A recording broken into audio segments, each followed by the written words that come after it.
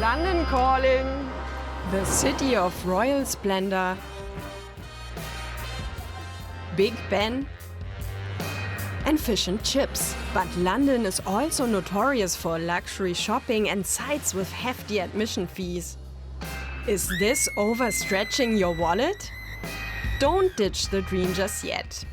Even in one of Europe's most expensive cities, there are still lots of fun and affordable things to do. And some of the most famous attractions are totally free. Let me show you.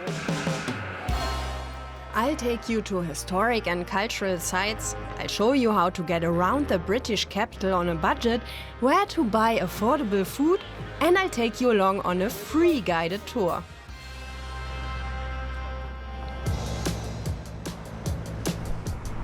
My first stop is at the Houses of Parliament and the famous clock tower known as Big Ben.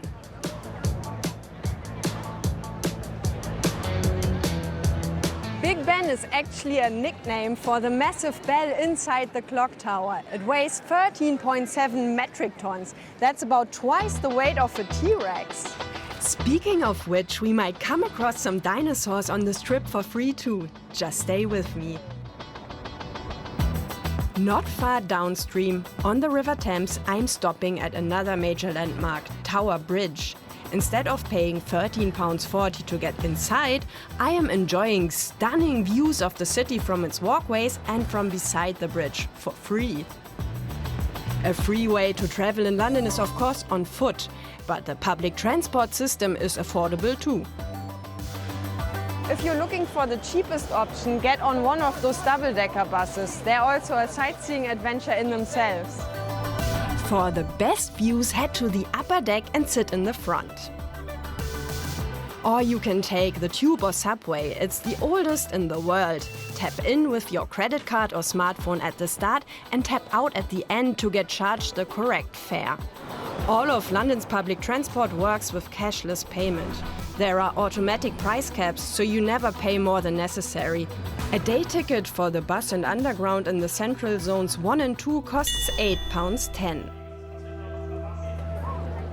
On to Buckingham Palace, the official residence of King Charles III, for the changing of the guard. I think I'm already too late. You really need to be here on time to get a good spot, or you have to be here before it starts, probably half an hour or an hour earlier.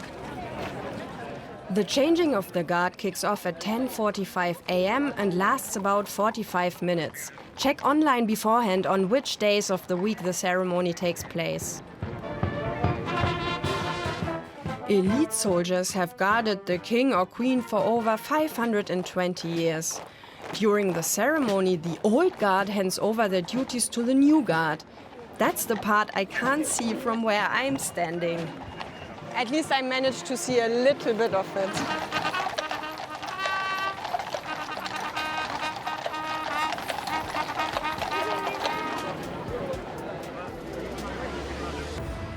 A more relaxing way to explore London is from the river.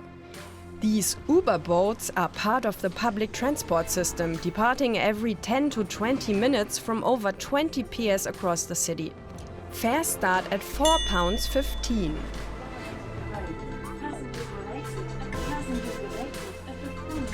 Tickets are zone-based, so you can buy a single journey or a hop-on, hop-off ticket and explore at your own pace. There's no guided commentary, but the sights speak for themselves. Next, I want to explore more of London off the beaten track. I'm joining an art walk in the East End. I guess hipsters kind of move to an area, because it's cheap initially. Artists move to an area because it's cheap, but they help to make an area desirable. And of course, land values, they shoot up, and now many of the artists who've originally moved here have had to move further and further afield. Here in the Shoreditch neighborhood, artists have transformed the streets into a sort of open-air gallery. There are several operators in London offering free tours, but you're encouraged to at least tip the guide. working for Free Tours by Foot, essentially we offer a pay what you feel. And I guess it's a sort of way of really, allowing anybody to sort of come along. It's making street art and tours generally accessible. And I think that's really important. Time for lunch. This bakery, open 24/7 on Brick Lane, is famous, with people queuing for bagels at any time of day. I got a cream cheese bagel and a tea for £3.80. That's just €4.40. Did you know London has a cable car? It's also in the east of the city and part of the public transport network. It's so cool to see London from above. You can also take a sunset or nighttime flight and no need to book tickets in advance, you can just show up. A one-way ticket across the Thames is £6. The cable car connects the Greenwich Peninsula to the Royal Docks.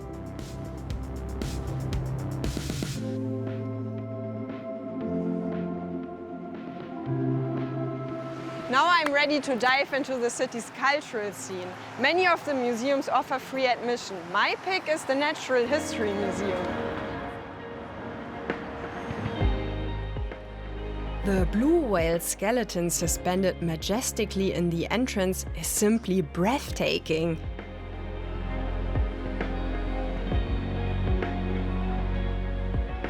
The Natural History Museum houses over 80 million specimens.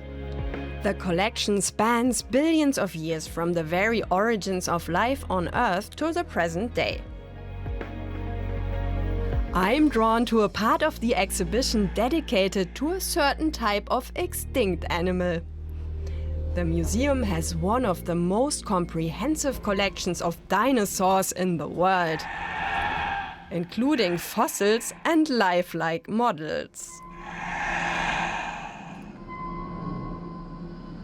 This is quite scary for a museum.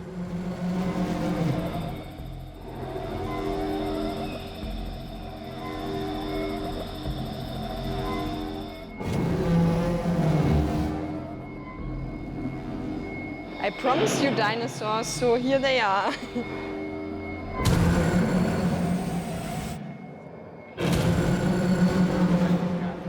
If you're into culture, Shakespeare's Globe is a must-see. Last-minute tickets for the following week go on sale online for £5 every Friday. We're not allowed to film at a play, but here's a quick impression. No longer Celia, but Alien. Aliena. This is a great entertainment option and it's even cheaper than the cinema. And this tradition dates back to Shakespeare's times. Back then there were tickets for only 1 penny. If you can't get a ticket, you can book a tour of the reconstructed 1599 Playhouse, but that costs you £27. For dinner, I am going for a British classic, fish and chips. Due to inflation and rising prices, this fast food isn't as cheap as it used to be. I am paying £19, but the portion is generous and fills me up after my long day.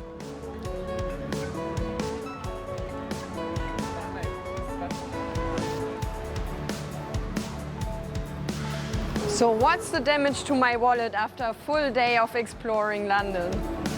I spent £18 on transport, £23 on food, so a total of £41 for the day. All it takes is a little bit of planning to make the most of your trip without spending a fortune. See you next time and subscribe for more travel ideas from around Europe.